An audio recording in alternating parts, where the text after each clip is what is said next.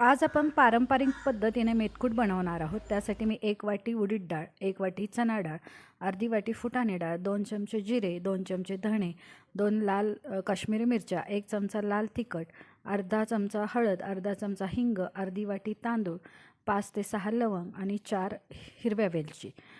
मिरीसुद्धा तुम्ही इथं घेऊ शकता, पण ती ऑप्शनल आहे.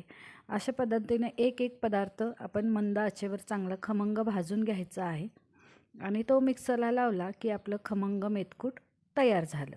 मेथकूट हे खास करून पावसाळ्यामध्ये आपल्याला भाज्यांचीही कमतरता असते आणि फारशा भाज्या चवीला लागत नाहीत.